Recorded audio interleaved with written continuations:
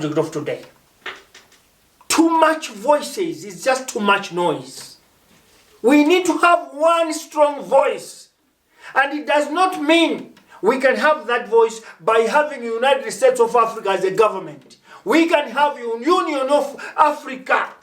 But we must move with one voice. South Africa will remain South Africa with its president. Namibia will remain Namibia with its president. Kenya will remain Kenya with its president. Nigeria will remain Nigeria with its president. But we need to have a think tank here that will be thinking, that will be planning, that will have a direction for this whole continent. In that way, we could defeat, we could contain COVID-19. Because, I'll say this, whether we like it or not, COVID-19 is a political agenda of some powers outside Africa. There is an agenda that has come with this disease. But the sufferers, the people that are suffering, is Africa. Because we are blind, we don't know what is happening. Because somebody is planning somewhere. They have their own agenda, we don't have ours. Africa was supposed to have its own agenda. That is a think tank that thinks the direction of Africa, regardless of which nation we come from. Whether it's South Africa, whether it's Egypt, whether it's Djibouti, whether it's Comoros, whether it's Sao Tome and Principe, as long as we are Africans, we need to have our own agenda. This is how we are moving. And we are moving this way because we want to reach there. A continental agenda. If we don't have that, we are going to remain the way we are. And I will say this again. In the next 100 years, this color of black people will disappear. Because we don't have an agenda to protect and preserve it. Yet others out there, they are having an agenda to destroy and make it extinct. For this, I challenge to you African governments. It's time we have a think tank for Africa. It's time we start a direction of a continent. So that the generation after this one will live with that agenda, the way Americans are doing. The way the Chinese are doing. Mao Zedong, the Chinese father, prepared a plan for them. Korea has got their own father who prepared their own direction. And today, no country will mess up with North Korea. They have their own agenda. Their father left them a foundation stone. Cambodia, Vietnam. Those are countries that have got their own founding fathers. Ho Chi Minh. They planned for them and they are moving with that direction. They don't make mistakes. They are independent countries. Any problem that they face, they solve them because they have got a thinking capacity outside their box. Africa, we are not. Today, as I speak to you, the whole economy of Africa has collapsed. Our children, their children, they don't have a future, starting from education. Coronavirus is too much, we cannot let our kids go to school. Meaning, we are killing the future automatically. That is lack of an agenda. Had we opened our borders in Africa alone, we could be able to contain COVID-19. But because we hate the border of Zimbabwe, because we hate the border of Nigeria, because we hate the border of South Africa, because we hate the border of Zambia, we cannot open. Because they will be coming in our country and it will be messed up. How can you be messed up when your own brothers of the same color are visiting you? Do not blame the wind. If you are to blame the inhaler. The person that is inhaling this oxygen, if it does not work for that person, blame the person because the wind will always be there. What do I mean here? Africa will still exist with 55 states. And the Sudanese, whether southern or northern, who will remain an African. A Malawian or a Mozambican, whether we like it or not, they will remain Africans. Therefore, we cannot separate these people just because this one is from Malawi, this one is from Mozambique. This one is from Botswana, this one is from Zambia. This one is from Namibia, this one is from Zimbabwe. They will never be separated by names because we remain Africans. Therefore, knowing that we never get away from this truth, we need to start thinking as Africans. Let us stop this agenda of thinking that only this territory of mine is what I can take care of, and you leave the other territory. Today, COVID-19 has come. It's not even saying it will only be in South Africa. It will never say it will be in Zambia or Zimbabwe. It's a continental problem. But we could have a continental agenda.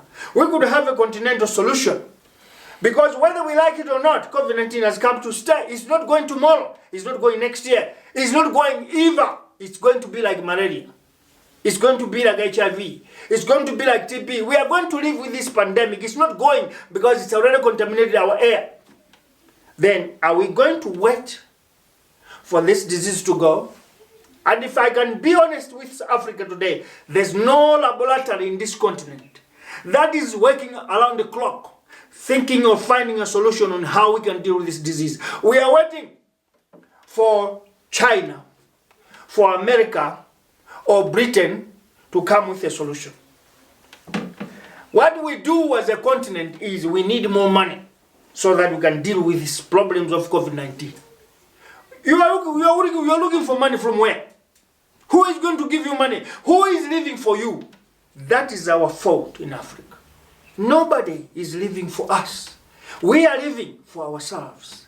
And by living for ourselves, we need to plan ourselves. That is the mistake that Africa has. And if it's colonization, we are wrong. Because we need to wake up. We need to rise up. I have some papers that I took from other books in our Native 21 college.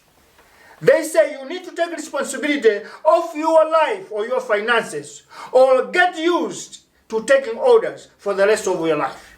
And that is what Africa is. If we cannot take control, if we cannot take responsibility of ourselves as a continent, we should be ready to remain receiving orders the rest of our lives. And that's what is happening. Because China has to think on how we can contain coronavirus. We have to listen to that. World Health Organization, an American organization, let me say so, will decide on how we should contain this. We just listen. Now, someone, the great thinkers, before they said, you should take responsibility of your finances. Let's take that in business. You should take your responsibility of your lives. Let's talk about lifestyle. Or get used to taking orders the rest of your lives. And this is where Africa is today. We believe in listening and receiving orders. World Health Organization will tell us that this is what we must do, and we listen. It's not about COVID-19 alone, even our economy. It's not about economy alone, even our politics. It's not only politics, including our governance style. We are always receiving orders from those that we believe they know that we do. But we don't live for other people, we live for ourselves. We are not living for other people, we live for ourselves. And Africa must rise up. This is the time to take our responsibilities, so that we must stop receiving orders from somebody else. We must stop being told by anyone what we need to do. We must take example of the secret I told you, that China has a plan for Africa. By 2050, there will be a population of Chinese more than we Africans in this continent, our own continent. By then, we will be ruled by China. Because when the population is high of the Chinese and we are less, then we are under control of the Chinese. That is coming. And don't make this prophecy to pass. Now, once you are told orders each and every time, you are not a master of yourself. And now, governments of Africa will tell us that Namibia is free 31 years because it got independence in 1990. South Africa is free because it got independence in 1994. Malawi is free, it got independence in 1964. Nigeria is free, it got independence in 1960.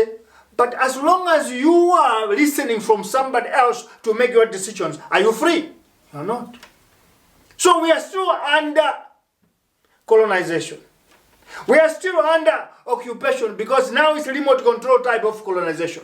We have to take decisions from those that colonized us Today they are new that have come, the Chinese. They are telling us what to do. Our mistake, our problem as a continent is that we are afraid of fear. We are afraid of fear. What do I mean? Fear of Africa is that we don't want to take challenges. We don't want to take challenges, and instead, the fear to suffer make us lifelong sufferers. We are afraid to say we can't suffer. By then let's keep on begging. But we will forget that as we keep on begging, without standing alone, we will remain slaves forever. We remain slaves forever. We are always living in dictums, dictated by somebody outside. And yet we say we are independent. Perhaps African leaders must now realize that time is now. We don't need to, because that is where the problem is. The fight for independence, political independence. Once it comes to that, every politician in Africa is saying, it's done. Political independence, we succeeded, we are now fine. But as long as we are not independently, as long as we are not economically independent, as long as we cannot decide how we can devise and plan our economy in Africa, we are not independent. Because today China has made their own power of their yuan. They know they can control Africa. Today Europe has got stronger euros out there. They know that we will need that. And we are not independent, because as long as we keep on begging, we are not a free nation. We are not a free continent. And so is what America is doing. Africa must be careful with the mentality of traditional professions. I'll repeat that. Africa must be careful with the mentality of traditional professions, where we believe that it takes formal education for one to succeed in life or become good leaders, or become good business people, or become well-to-do families. I will say something here. I'll give an example of Malawi. Malawi has just liberated itself from a president that is the jurist, a man that has studied formal education to the fullest. He is an international lawyer, a person who knows each and every law in the world. The mistake that Malawians made was to think that traditional professions